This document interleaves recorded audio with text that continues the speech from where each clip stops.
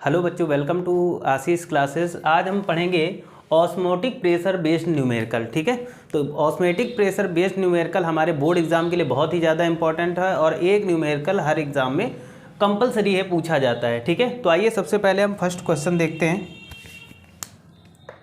Question क्या है? At 27 degree Celsius calculate the osmotic pressure of 2% urea solution constant is 0.00821 liter ATM degree inverse mole inverse the molecular mass of urea is 60। ठीक है, तो सबसे पहले इसमें formula क्या लगेगा? P equal to WST upon MV। ठीक है, इस फार्मूले का हम लोग यूज़ करेंगे। वैल्यू देख लेते हैं। यहाँ पर सबसे पहले टी की वैल्यू देख लेते हैं। तो टी इक्वल टू कितना गिवन है हमें? 27 डिग्री सेल्सियस। अब टी की वैल्यू जो होती है उसको हम किस में रखेंगे? केल्विन में रखेंगे। तो इसको केल्विन में जब हम कन्वर्ट करेंगे तो 273 ऐड कर देंगे तो ये कितना आ जाएगा? 300 केल्विन आ गया। यहाँ तक समझ में आया होगा। एस की वैल्यू जो होती है वो कांस्टेंट वैल्यू होती है, यानी एस की वैल्यू हमेशा क्या रहती है? 0.0821। ये S की वैल्यू होती है।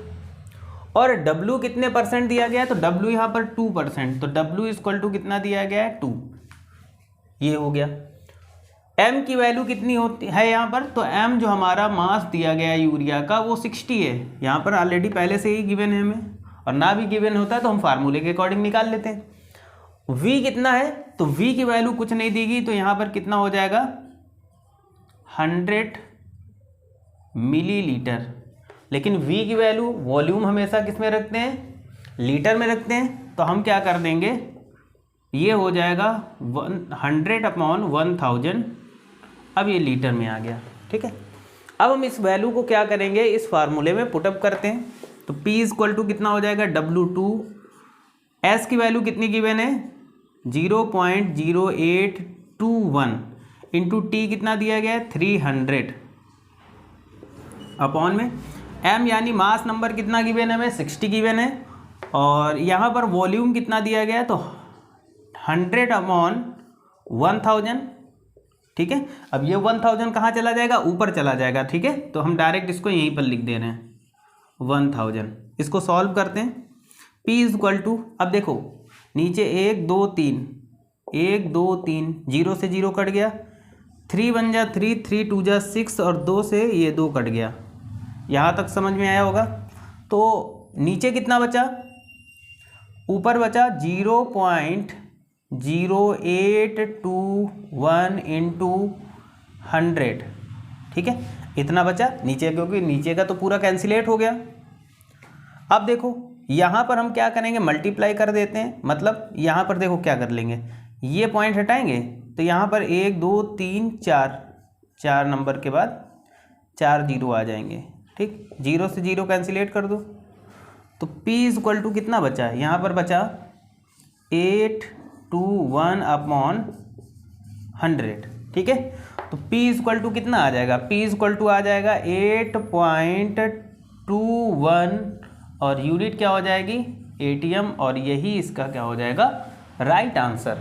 ठीक है, नेक्स्ट क्वेश्चन है at 30 degree Celsius calculate the osmotic pressure of 3% urea solution. ठीक है, तो फार्मूला क्या होता है? P equal to WST upon MV। ये फार्मूला लगाएंगे। देखिएगा यहाँ पर T कितना दिया गया है? तो T हमें गिवन है 30 डिग्री सेल्सियस।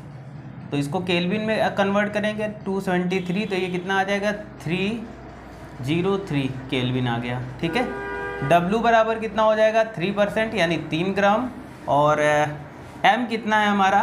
तो M हमारा दिया गया 60, क्योंकि यूरिया का जो मास होता है वो कितना होता है? 60। इससे पहले वाले न्यूमेरिकल में हम लोग पढ़ चुके हैं। ठीक है, आगे देख लेते हैं। यहाँ पर अगर हम बात करते हैं V कितना हो जाएगा? तो 100 मिलीलीटर, और लीटर में कन्वर्ट करेंगे तो 100 अपॉन 1000 लीटर।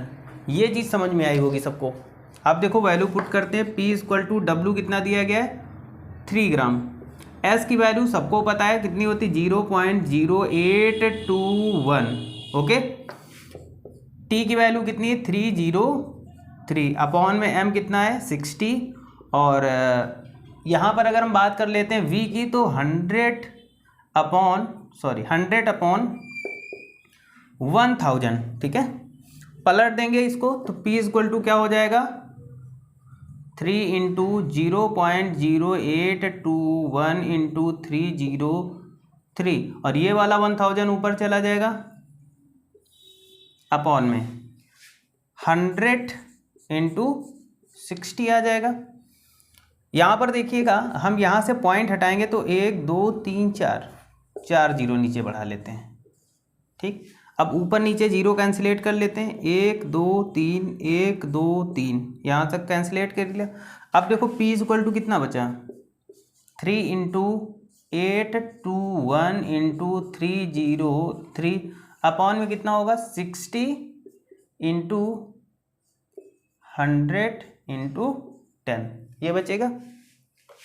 इसको 3 से कट कर देते हैं, 3 1 जा 3, 3 2 जा 6, यहाँ पर 20 बचा।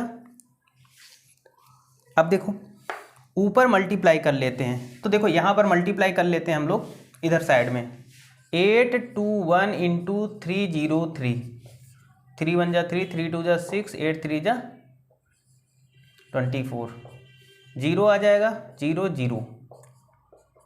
आगे देख लेते हैं, सेम आ जाएगा 3 6 4 2, तो कितना आ गया 3 6, यहाँ पर कितना आ जाएगा 7, यहाँ पर 8 4 2, ठीक है। तो देखो आगे हम क्या लिख सकते हैं, P इज इक्वल टू ऊपर कितना आ जाएगा 24873, ये आ जाएगा, इसको इरेज कर देते हैं, ये वैल्यू आ जाएगी।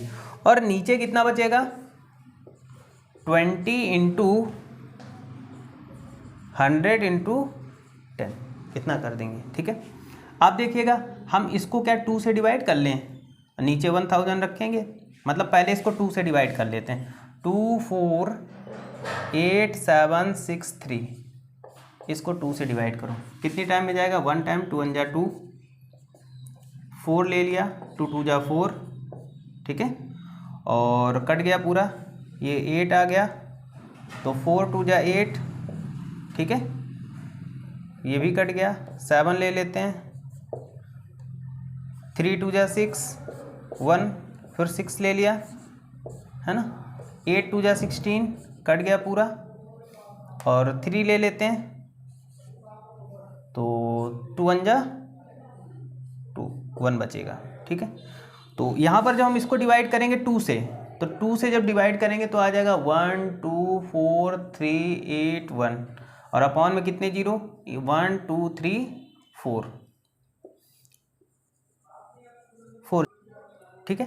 तो अब देखो यहाँ पर 1 2 3 4 पॉइंट लगा देंगे, तो P इक्वल टू कितना हो जाएगा 12.438 ATM, ठीक है। और यही क्या हो जाएगा, इसका राइट आंसर हो जाएगा।